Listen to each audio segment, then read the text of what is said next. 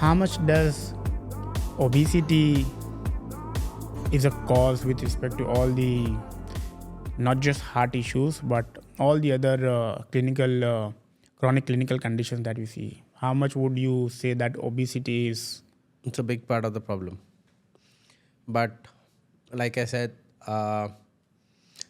it's a part of that journey where you're actually going in the wrong direction. What you need to look at is why a person is obese. If there is no medical problem with that person for being obese, then that means there is lack of exercise, not counting your calories, and there is basically no discipline in your eating habits. So I think that would be the reason, if there are no medical reasons. Okay? And eventually there will be a medical reason as well if you keep doing that. Yeah. And I would like to add one more category to that, I've seen people who are obese with no medical condition, but there is just no intent. They just take it lightly, saying ke theek hai. Just because they've not diagnosed with anything today, they feel ke theek hai na, chal raha hai na. So I think those kind of people is something I think we should try and see how best we can encourage them to at least not be in that myth ke aaj kuch nahi hai, to doesn't mean that you are in the right direction.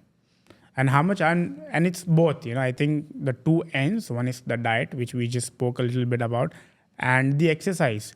With respect to exercise, I've seen ever since COVID, okay, I've seen a lot of people hesitant to work out. There were a few people, few known people who passed away, I think, on the gym floor or right after a workout.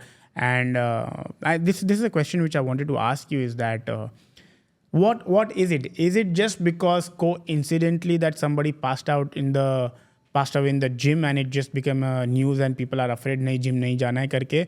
Or do you really think that there is a cap that one should look at while they are on the gym floor and working out? So, do you think that nobody died in the gym 10 years back? They did, right? They did, it was never in but the there was news. no social awareness about it. Yeah.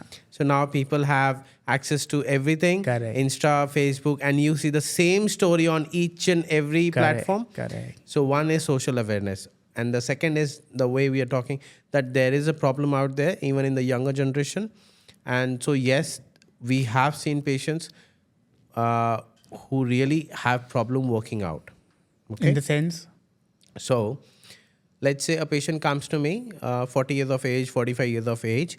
He has been doing well his whole life. He has been working out, but now he has a coronary problem. He's having chest pain or he gets tired really easy.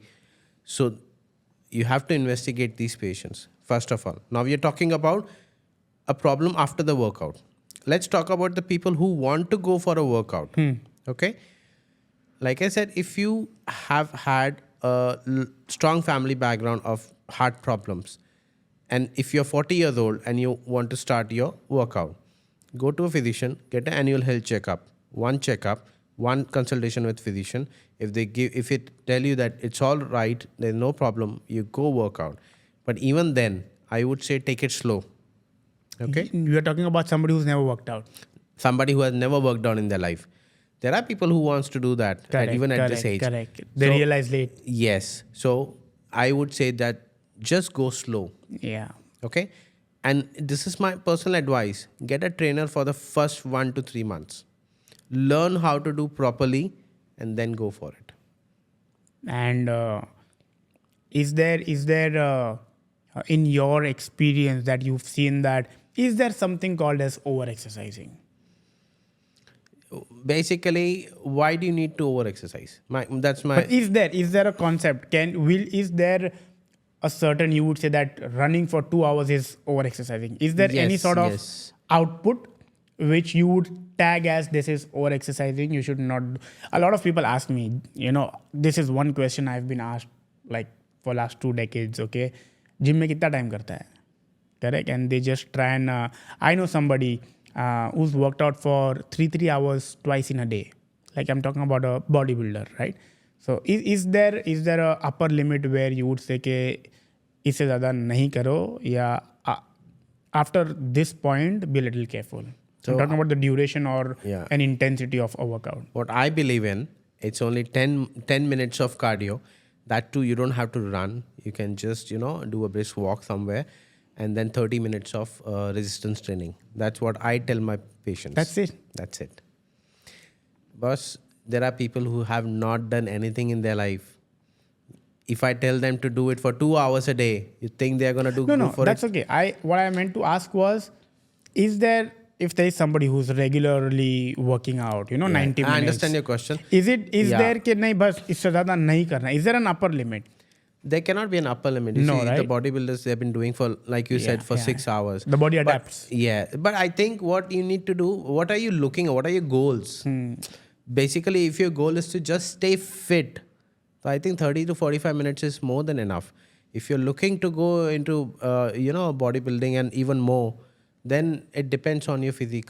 And these days, there is this crazy trend that I see. I used to use it earlier. I think it's been 7 odd years that I've stopped it. That people don't work out without taking like a pre-workout supplement. I don't know if you're aware. Yeah, okay, I'm aware of that. wherein there are various substances, and by and large, the primary ingredient or the substance, so to say, in a pre-workout supplement is caffeine. Usually caffeine. It's mainly caffeine is the Yeah, major. yeah. Then they'll have a little bit of L-arginine, beta-alanine, and creatine. Creatine, Correct. That's by and large the composition of a pre-workout supplement. But caffeine is the most important, and it ranges from, I've seen, anywhere from 250 to in 400 mg. Okay, so I wanted to ask that people taking that dose of instant caffeine, going out on a high intensity sort of a workout. Okay, do you think it could lead to tachycardia? Yes, no. Is it? It's a well-known fact. Yeah? It does. And we don't recommend taking 200, anything 200 to 400. So what I suggest my patients as well, and a lot of my friends, we talk about this, that if you have to do something, you can start with 50 to 100 grams of caffeine. Okay. Eventually, you're going to calm down. 100 not- mg, 50 to 100 mg. 50 to 100. Eventually, you're going to come down, not go up, because then it becomes a habit. You don't need caffeine to go Yes. to, to go for a workout. It's just you want to do it. It's Correct. part of your life now. So, and you don't need caffeine for that. So I never had caffeine before a workout. I used to, but as you rightly said, that it started off not with that intention, but it did happen that way. That gradually I took caffeine out. Like today, if you ask me, I don't need caffeine or any pre-workout drink, so to say, before my workout. But I've seen people getting so addicted and used to it without, and not just that. It would be like 350, 400 mg of caffeine or 250 in that pre-workout drink, plus the additional dose of coffee that they have throughout During the the day. right? And I think it would easily. I know people having 6 to 8 cups of coffee in addition to the pre-workout coffee, because So that will what's give them a your- lot of irregular heartbeats and blood pressure problems, digestive issues. So that's going to happen. So that's gonna happen. Right? that's going to happen. So You can't stop it. And now you're addicted to 6 and 8 cups of coffee. What if you suddenly stop? So that's never a good idea. I say that you start small. and caffeine, if you look at the evidence, like caffeine has a J curve, correct? So I by and large tell my people, and I also was somebody who used to have like 5 to 6 cups of coffee. Okay, not the pre-workout, just 5 to 6 cups of coffee. I have taken it down to 2 to 3 cups of coffee. That also now I have come down to a stage wherein it's 1 to 2 cups of coffee in a week. So I tell people coffee, as I said, it has a J curve. To a certain dose, 2 to 3 cups, it's good. Beyond that, it negatively affects. Yeah. it And does. people only look at the benefits and they feel कि 2 cup में benefit इतना है तो 4 पियो. And we're talking about just plain coffee. Plain coffee. We're not talking about fancy cappuccinos and Americanos. I get so shocked, and majority of the people don't know these cafes, the frappuccinos and stuff. Each frappuccino, the tall one is about 950,000 calories, and people don't even realize that they've consumed 1,000 calories. That could be like good 4 meals of 250 calories Yeah, each, true. right? And I get so many people, I don't eat, I barely eat anything, just 2 coffees, and that's the coffee that they have. I never knew how to make a good coffee until I was in UK. So there I made coffee for my colleagues and they laughed at me. It was really awful. The coffee was awful. They taught me how to really make coffee. Coffee, there was a time There's hardly any milk in it. And what we do is mostly we just put milk. Yeah. So I was a big time coffee connoisseur. Like, there used to be a coffee machine right by my bedside, and the first thing that I used to do is that wake up, switch on the coffee machine, and it was like a fully automated bean to cup machine. Okay, that's where I was with my coffee. Now it is at my clinic for my team because I've kind of given up on caffeine. So I think just to conclude that point, we are saying that if there is anybody who's having those pre-workout supplements, they should not. No, they should not. There could be possible downsides in There the will be future, side effects in the near future. and that could be regular heartbeats, Yes. blood pressure issues, And digestive issues. digestive issues. And most surprisingly, I've seen women also taking that. And the bigger problem that I see is that all those people that I see taking these supplements are barely even putting in that kind of effort in the gym. So even your reason to take that supplement was to like really give you that push, but you're not even putting in that effort. So No, they just like to have that I'm having caffeine before the workout. Yeah. I'm going to go to the gym, maybe stay on the phone for 20-25 minutes, do some workout for 10-15 minutes, and then I'll go and discuss with my friends that what I did was today this. So that's the lifestyle now. I think if you're putting in only 30 to 45 minutes or 1 hour of your day, it has to be a proper one. Yeah. And speaking of the lifestyle, you just mentioned about lifestyle.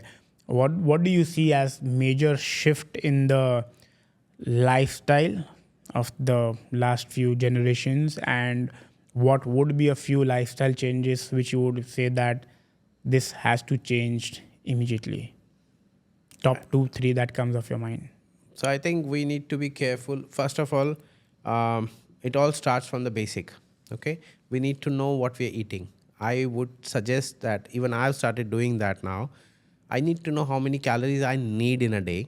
So whatever I'm eating, I'm actually looking at the calorie intake of that product as well. So if I'm eating 2 eggs, so how much these 2 eggs will give me and what will they give me? I'm not saying don't order from Zomato or Swiggy or other platforms. What I'm saying is eat everything. Be aware. Be aware of it. Make sure you have everything in moderation. Ahar Santulan, balanced diet. Yeah. So you need to follow that concept. Eventually, it will be a part of you. Whatever you'll eat, you'll be aware. Okay, this much I can have. You are not gonna go to a biryani shop and have 1.5 kgs of biryani at one time. That's not healthy. Yeah. You don't need that. That's my point.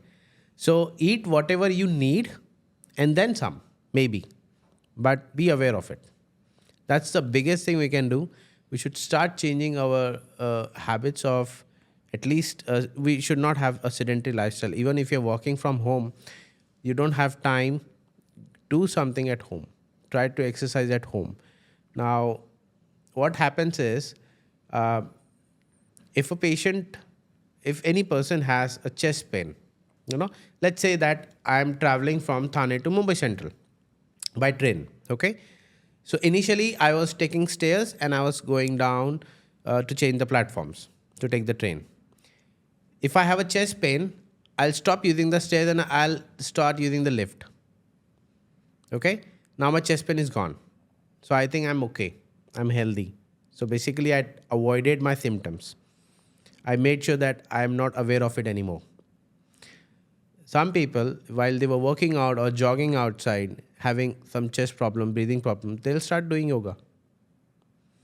So now they have avoided that activity, so they will have no problem. Okay, so we need to look into this. We need to understand and not avoid our problems. Is there a way? Eventually, it's gonna come out. Correct. Is there a way to identify uh, without going to the doctor, whether this pain is an actual heart related or a gastric related. It's a very common question, and I think so. There are ways to find it, but I would not encourage it. I would not tell you how and why. There's a reason. People, like I told you, they want to avoid their problems. Okay, so they'll find a way to make sure that it's a gastric problem and not heart problem. Correct. So if you have, what my advice would be, if you have persistently the same issue, go see a doctor. Once in a while, it's a different story. There can be muscular pain. Now, Correct. if I have a chest pain, if I'm pressing on my chest, if it's a muscular pain, it's a bony pain, it's going to increase. Heart pain is not going to increase. It's not going to change the intensity.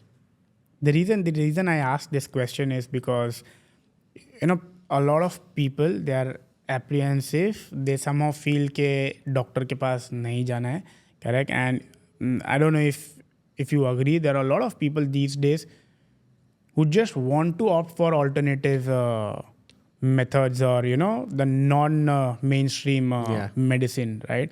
What's your take on that? To what extent do you think it's okay? ठीक है, up to this extent you can try. Beyond this, what's your take overall on people who are apprehensive on going to visit a doctor? So basically, we all know the answer to this.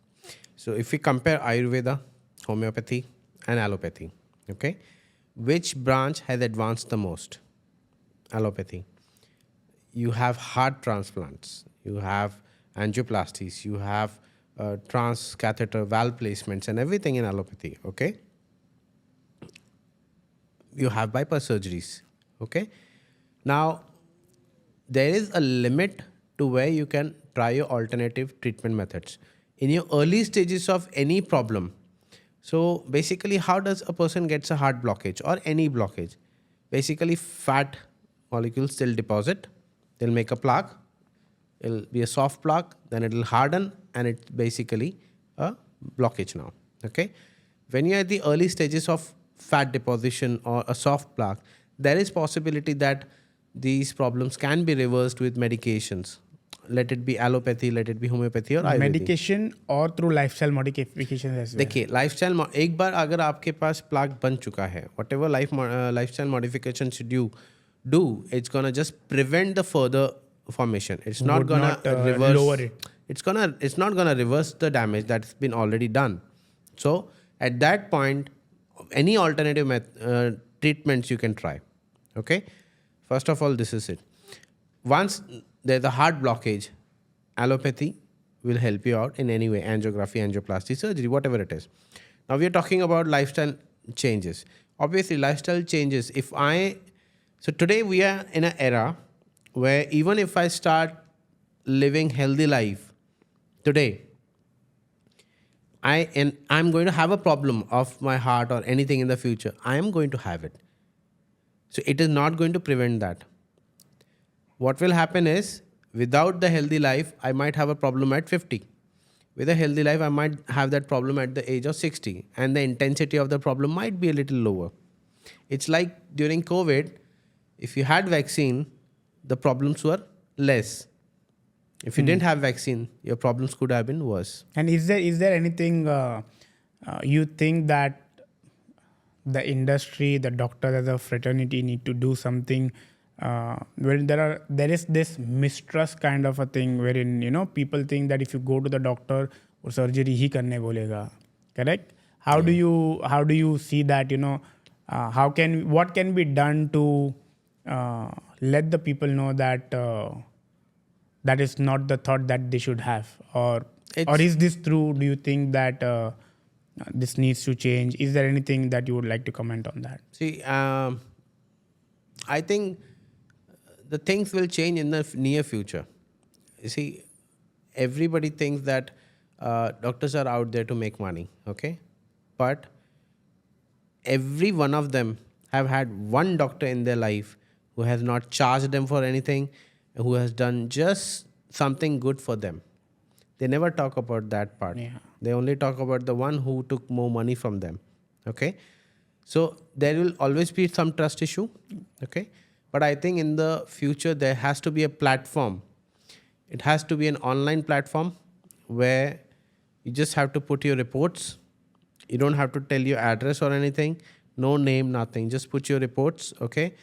And the person on the other end, let it be a cardiologist or a cardiac surgeon, will tell you, okay, this patient needs an angioplasty, or this patient needs a bypass surgery, or this patient doesn't need anything, okay? And that doctor will not know where the patient is. The patient will not know where the doctor is. So it will be a non-biased opinion. And multiple opinions from multiple doctors.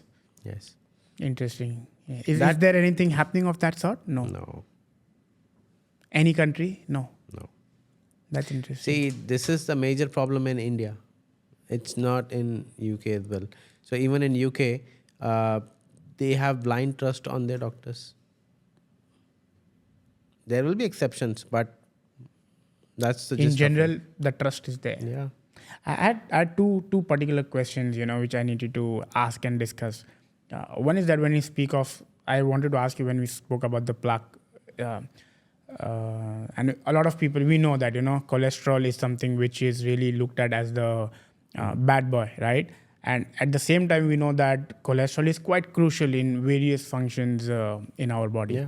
And by and large, and I think there is enough evidence now that dietary cholesterol is not linked to serum cholesterol, in the sense that people just think if you eat egg yolks के अंदर cholesterol है, cholesterol मत खाओ, वो खाओगे तो cholesterol बढ़ जाएगा. You need that cholesterol. Yeah.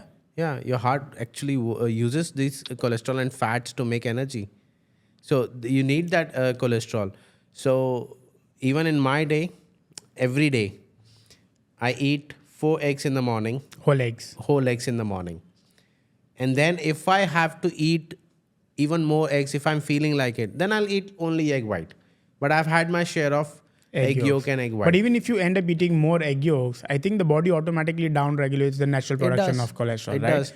But like I said, I'm not only eating eggs, I'm not only eating egg yolks, I'm also eating other things. sources as well. Yes. So I have, like I said, I have to make sure that I balance certain things. Correct. So, but yes, I prefer eating whole egg. eggs. I think it's better for our body. I tell people that I would definitely put egg yolks as one of the superfoods. Like, there are very few foods which are really so dense in nutrition that one should not really take it out of their diet. And one question which I really, really wanted to ask, just so that the people watching this get some sort of awareness. There's this massive trend in people opting for vapes, that new sort of smoking device, and they feel that it's better than smoking. What's your take on that? In general, overall, how does smoking affect heart health? And in addition to that, how does this whole vaping thing affects heart health? So on this, there was a big study back in 2019. It was funded by the British Heart Foundation. In that, what they found was that they compared, if you're talking about smokers, if they start taking up vaping instead of smoking, it was better. Okay. But if you're looking at non-smokers who have started vaping, it's bad. So basically, the atherosclerosis had reduced in those patients where the patient was a smoker earlier and now have gone on to vaping. In that, atherosclerosis has reduced. Okay? But still at the end, the recommendation is not to use smoking or vaping. And that study was like the quantum of the smoking and the vaping. How did they equate that? So they equated it based on the nicotine levels that you found in the find in the body. Okay. So in that way, I think the study was a good success, and it gave a fair idea, not basically an agenda of all going out for vaping. Yeah. But it gives us a fair idea that if you're smoking certain amount of cigarettes in a day, then try to shift out to vaping and then stop. Okay, that's the usual concept that people use, that I'll go vaping and I'll stop. But if you're a non-smoker, don't start anything. I think Doc, having a conversation with you is going to be endless, and there's so much more that I want to ask, and I think I'm definitely going to ask you to take out more time so that we can do another episode as well. But before that, is there one message that you would want to give to everyone who's watching this? anything on heart health or in general health, 1, 2, 3 tips, ballpark, something that they can take home as a message to either inspire them, to educate them. One take home message. So this is for the newer generation people. I would always advise to talk to your grandparents about how they lived their life. They also had fun in their time, okay? And try to take something out of it and spend more time with your family. Like I said, a walk in the park is going to help you relieve stress, but a family dinner is going to do the same thing, okay? And try to get up early in the morning, try to enjoy the life.